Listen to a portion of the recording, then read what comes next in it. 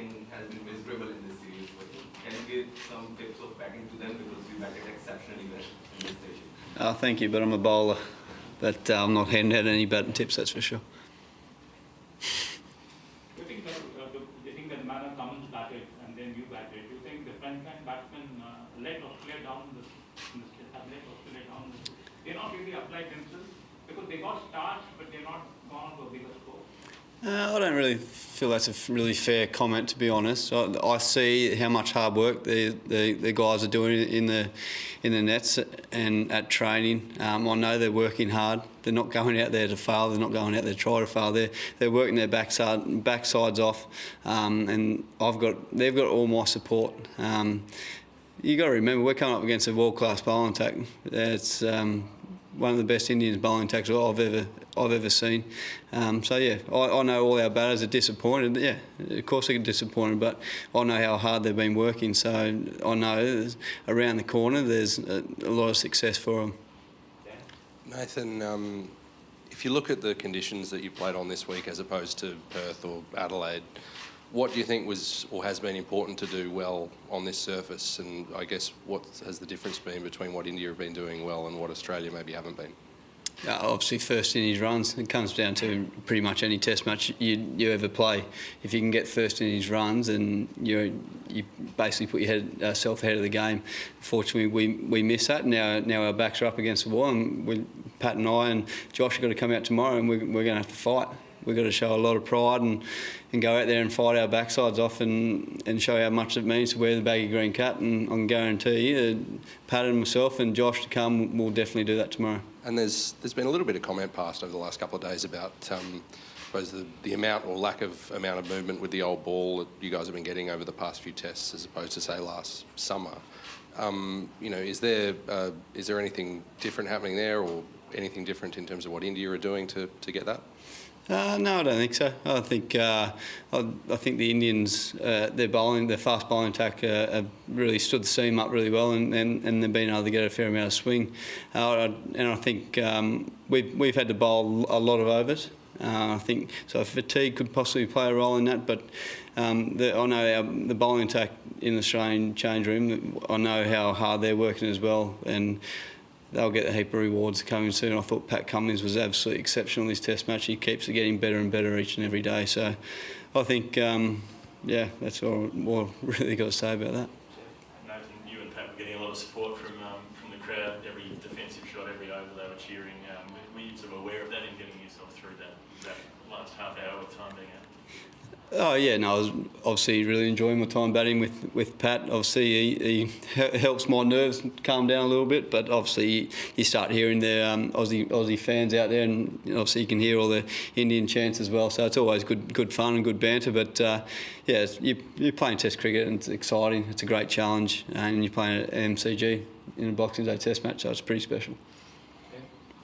Nathan, Mitchell only bowled 3 overs in the second innings. As you said, a lot of bowling for you guys this match. At this stage, do you feel like everyone will be okay to back up in Sydney? 100%. No issues for anyone? No issues. Ethan, compared to Indian teams of the past, do you feel that there's a different kind of toughness to this team? I think it's very hard to compare Indian sides when you got I've been very fortunate enough to play against Dravid, Laxman, Tendulkar, Sehwag, so I'm not going to sit here and compare those legends against the current players. I think there's world class and superstars in the Indian change room, that's for sure. But I'm not going to sit here and compare. I don't have any right to sit here and compare. They're a world class outfit and they're playing an exciting brand of cricket.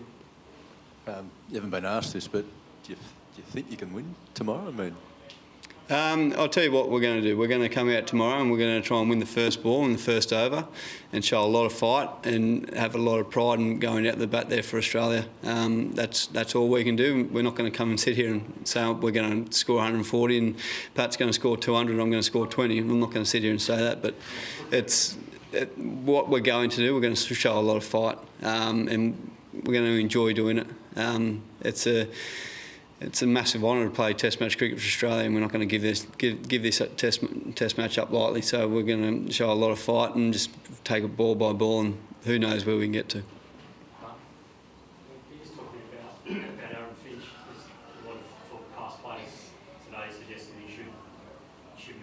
down the order and not open anymore. How have you found him in his first Test series at home, and what sort of work's he been doing behind the scenes?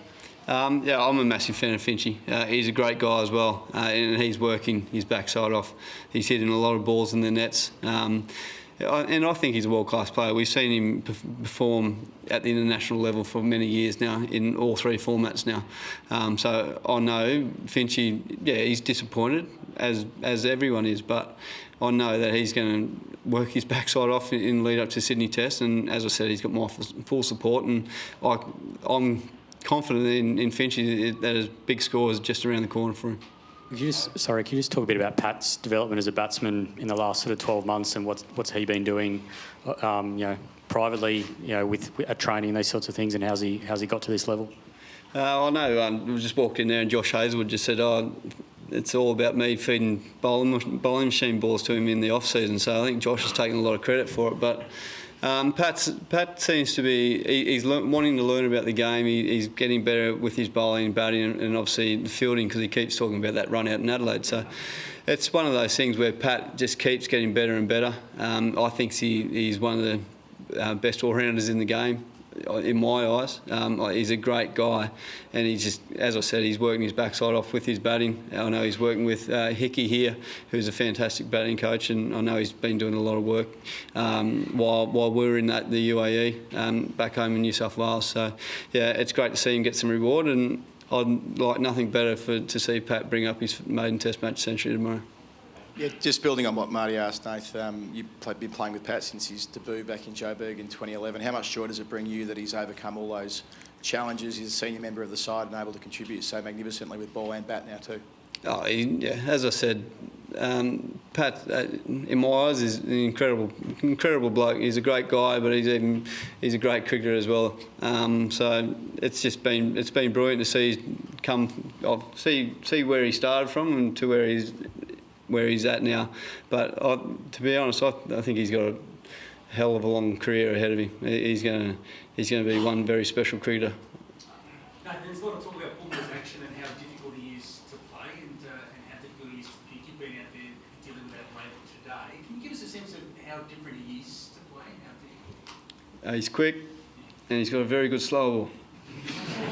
Obviously he's world class.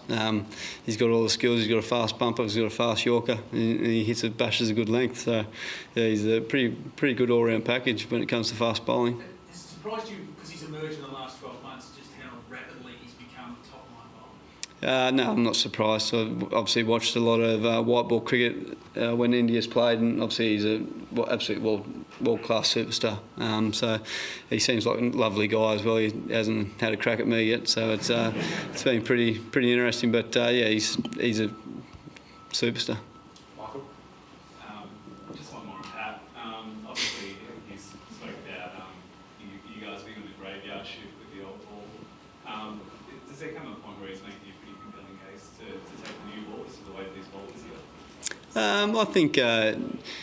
I think Pat's role, and I think every bowler's role in the Australian cricket side is, we know the roles of each other and stuff, and I think Pat's been playing his role exceptionally well. And no doubt, if he gets a chance with the new ball, he'll take it with both hands, and he'll more than likely do a great job. But I don't get the choose. Otherwise, I'd probably bowl with it, to be honest. No? Nathan, you've often been the designated night watchman in the past. Pat was padded up the other day. Does that mean you've officially passed on the night watchman duties? Yeah, I don't think JL rates my batting, to be honest. So he's ever since he's come on board, I've been shafted from the night watchman role, which I'm not really upset about, to be honest. But as Pat come down and said, now I know why you get so nervous before you bat all the time. So it's good to get some recognition for the hard work. Final question. Noting that you said that Pat will have a long Test career, do you think he's got the sort of qualities that could form the basis of a Test captaincy one day, well into the future after Tim's retired? Test captaincy, oh geez. I don't know. Could a bowler do it? Yeah, if we have to. But I've got no idea. I'll ask him if you want, but I'm pretty sure he'll say no.